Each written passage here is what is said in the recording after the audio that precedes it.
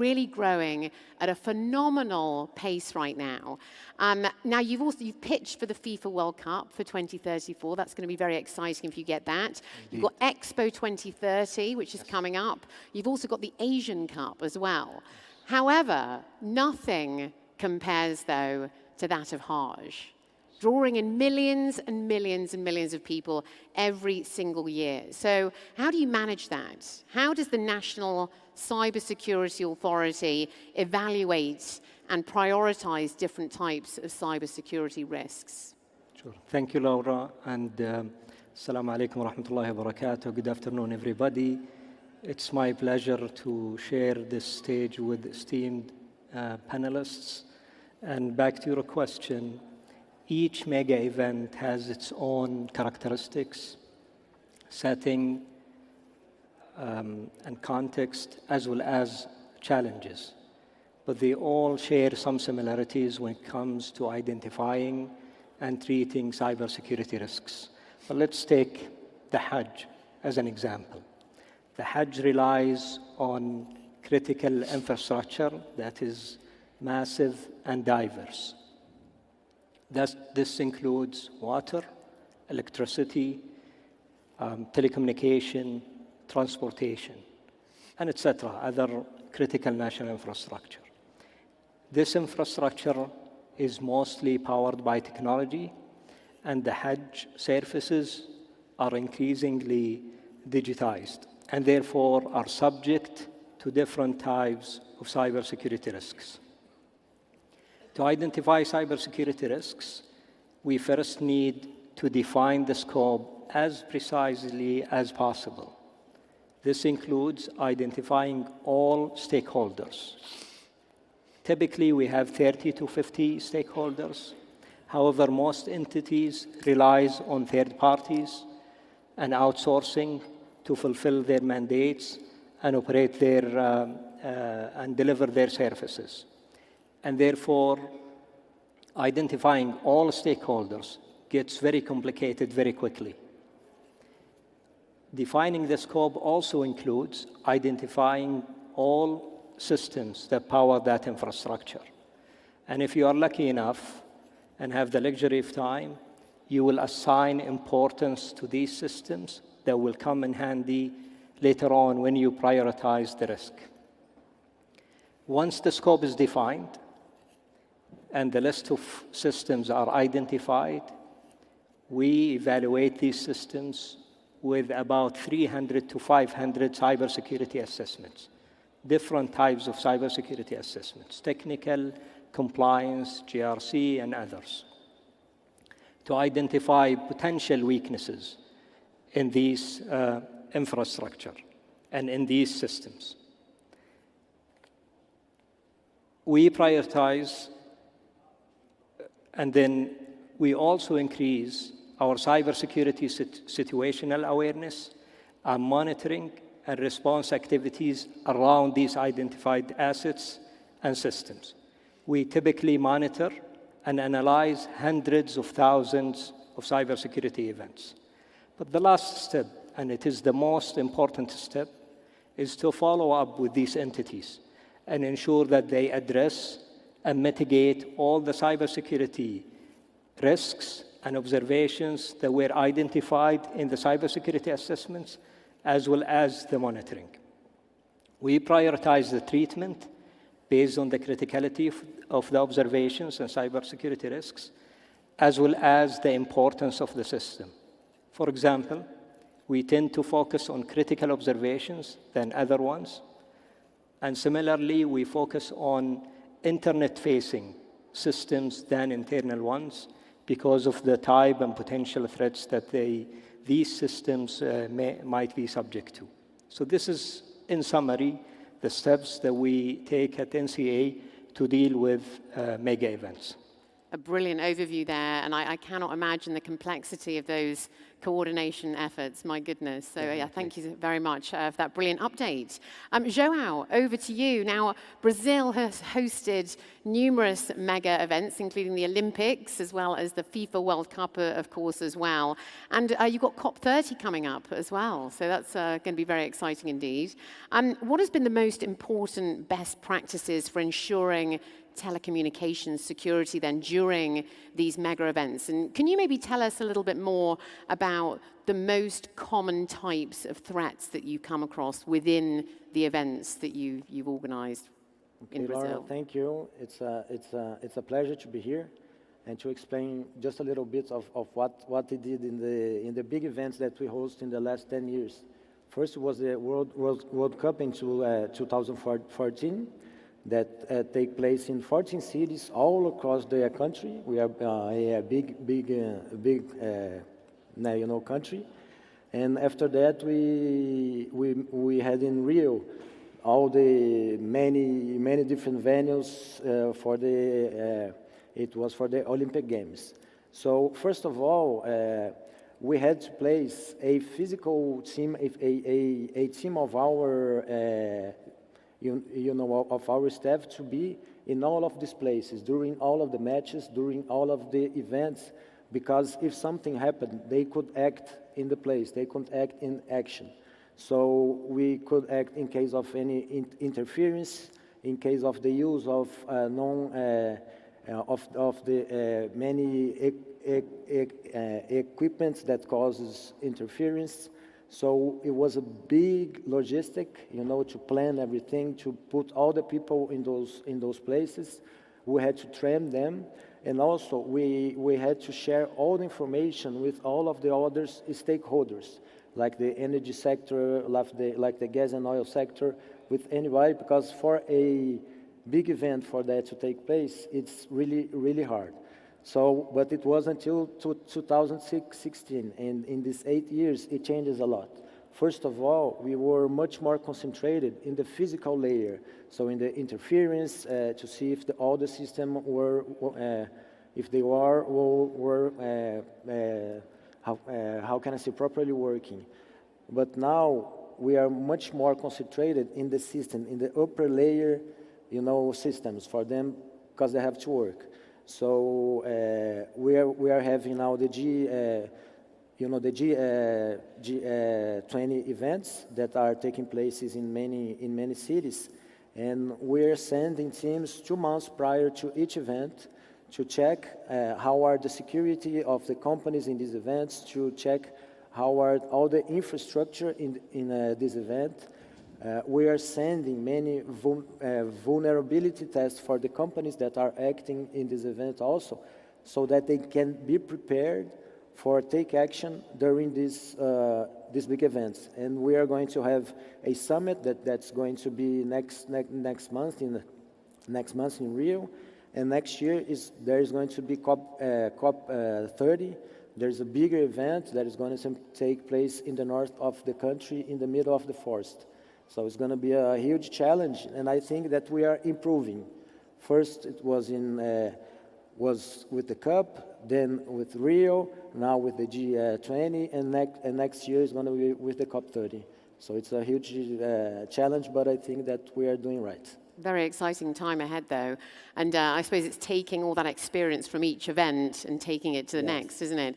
And as we were mentioning backstage, you can't just redo these events. It has to be absolute perfection each time. It can't just be like, oh, let's just, stop and start again.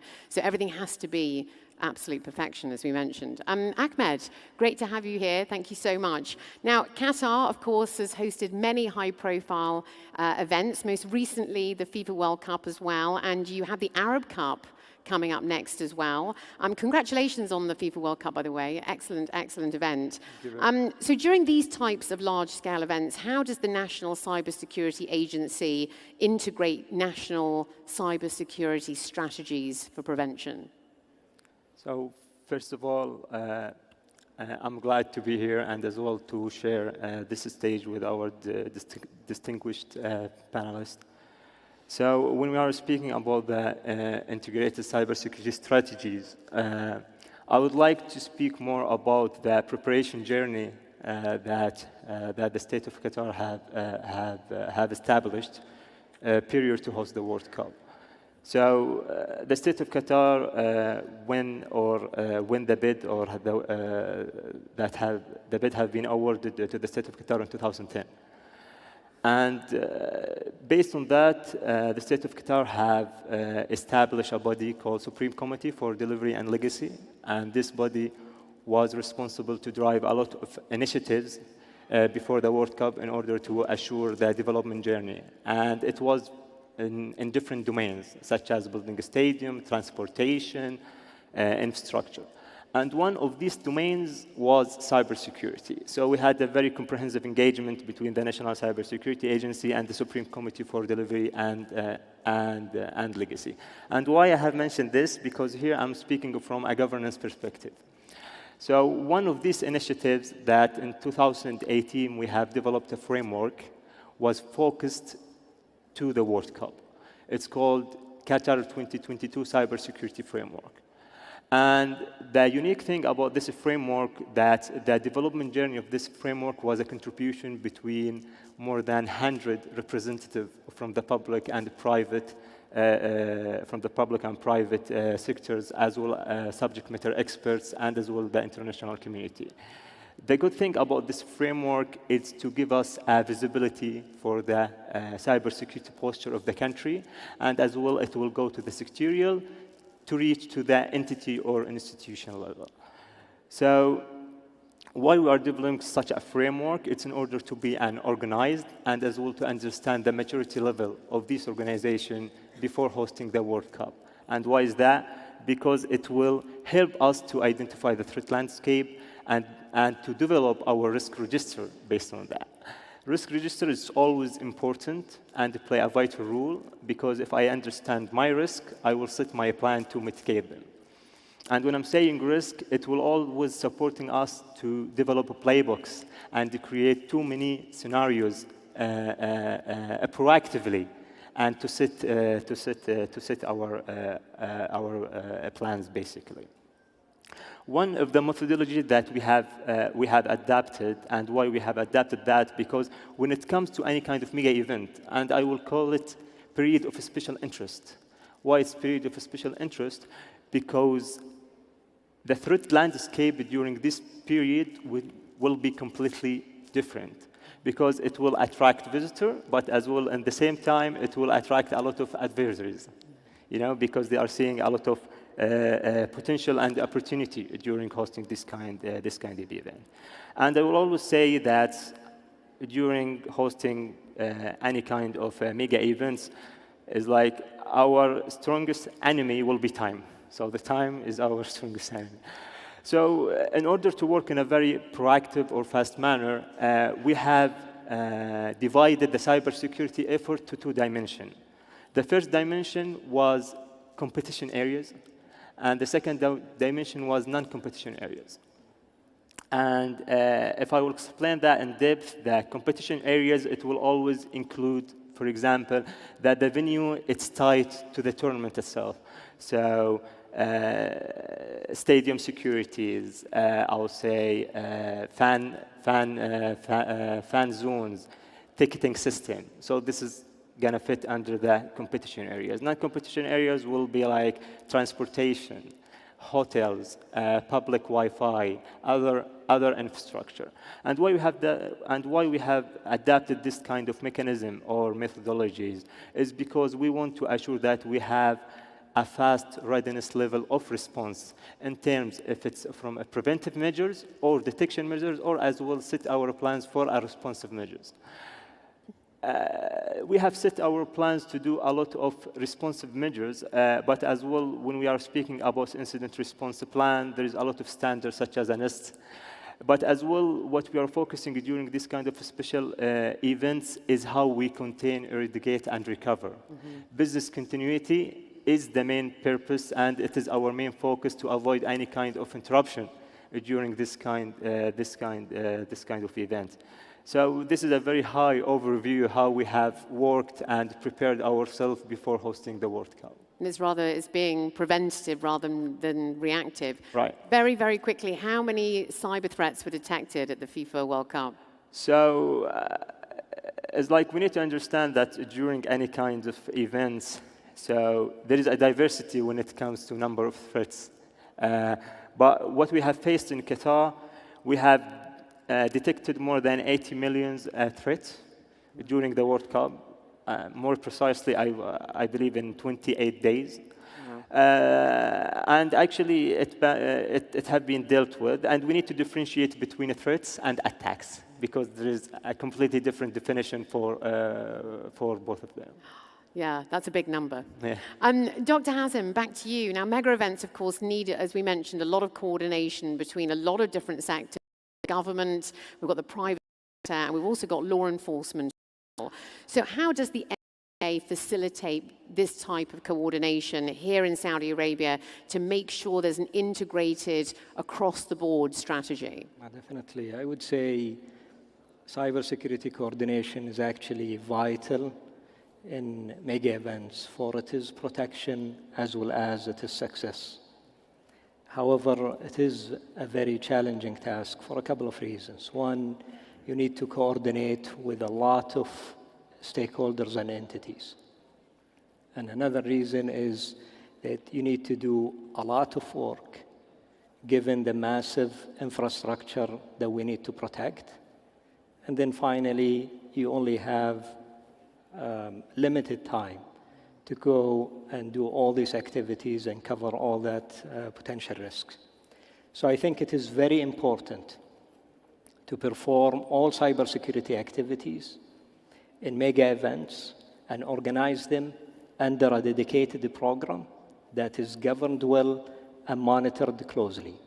Typically, the program will have two main streams. The first one is external stream, where NCA works with all external stakeholders. And the other stream is internal one, and it is for internal teams within NCA. The goal of the external stream is to ensure that stakeholders and entities participate in all relevant cybersecurity activities effectively and in a timely manner. Whereas for the internal stream, it is within NCA for its internal teams, along with our operational arm, the Saudi Information Technology Company side. So we assemble the teams to perform and execute different cybersecurity activities, including assessments, monitoring and situational awareness, incident response, cybersecurity drills, in addition to cybersecurity awareness campaigns. Typically, the program runs for about 8 months, 30 days for planning, and about 6 months for preparation, execution, and treatment, and then 30 days for monitoring and response as we finally approach the mega event. Very thorough, collaborative approach there that, yeah, of course, precision is key and time is key, as Definitely. you mentioned as well.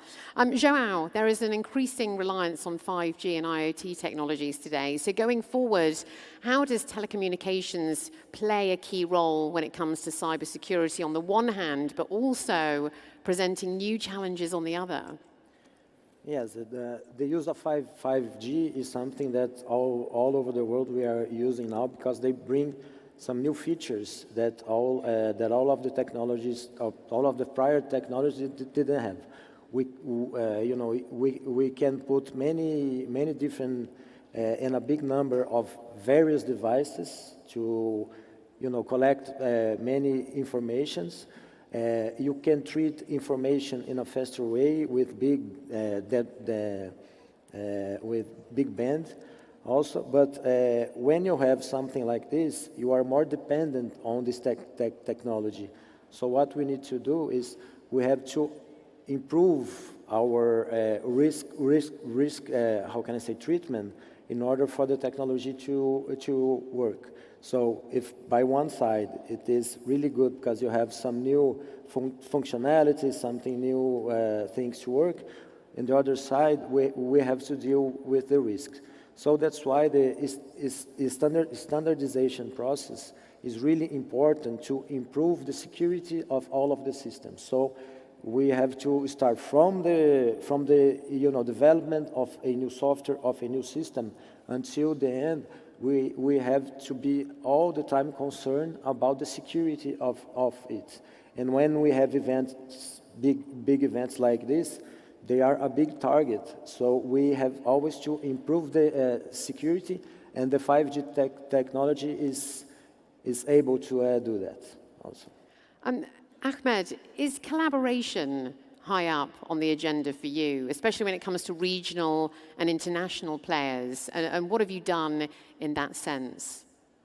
So when it comes to collaboration, either if it was locally between the organization or as well regionally or internationally, I believe maybe most of the expertise in the field of cybersecurity, they will agree with me, and we are always emphasizing on collaboration. And why is that? Because we are always adapting the idea that cybersecurity is a shared responsibility. And as well, we understand that there is no borders and boundaries between countries when it comes to attacks or cyber threat. So yes, we are always emphasizing on international cooperation, and there is a lot of aspects under international cooperation. So you can drive a lot of partnership with international corporations, agencies around the world. You can engage with a global technology provider and engaging in cybersecurity firms. Engaging on arranging exercises and simulation between the workforce to transfer knowledge, and most importantly, I would say information sharing. And why I'm always emphasizing on information sharing, because it will always support different countries to face certain kind of attack or emerging threats. And when I'm saying information sharing, it will always be related to emerging threats, certain APTs, and identifying the techniques and mechanism and the lateral movement of these kind of groups or hacktivists. And it will really support the analyst to perform in a fast manner in order to identify all these kind of aspects, which is related. It can be either indicator of compromise or any other information. So we are always emphasizing on international cooperation because I believe it will always put us ahead of the attacker. And at the end of the day, it's making everyone stronger together. So, of course, you need to collaborate. I'm very conscious of the time. These sessions go so quickly. So I've got a final question for each of you.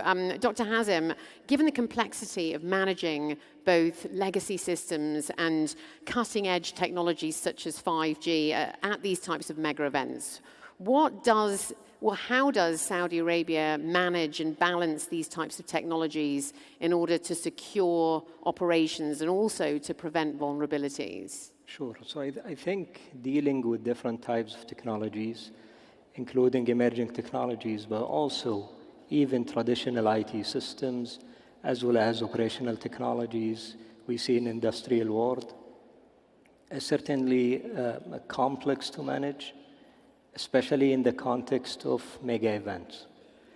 But one approach to deal with these challenges is to use risk-based approach by trying to identify the risk, assess the risk, and then treating the identified risks, and then continuously monitoring the risk. And each type of technology has its own risk. For example, if we are talking about emerging technologies, it is challenging to identify the risk associated with it because the technology is fairly new and because the risk landscape has not yet been fully understood. Also, to deal with these challenges when it comes to different types of technologies, we rely on our partners, especially in the private sectors, and in particular in areas that they are expert in. So for example, telecommunication providers demonstrate expertise in dealing with risks of telecommunication services such as 5G technologies. Similarly, partners in the industrial world, like providers in the oil and gas sector as well as electricity sector, show great competency in dealing with operational technology risks. And finally, NCA issued technology independent as well as technology specific controls and guidelines.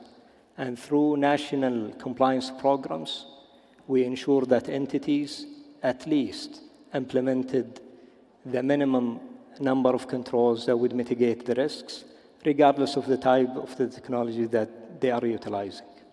Thanks so much. We've only got a couple of minutes left. So Joao, very quickly back over to you. Looking ahead, what sort of steps has Brazil integrated into its national cybersecurity strategy to, its broader telecommunications infrastructure, especially in preparation for these big international events such as COP30 coming up? Yes. Yes, in the last 5 years, in the last 4 years, we have a new regulation of cybersecurity to the sector, up to the telecommunications sector, that all of the companies in the country must fulfill some guidelines, some principles.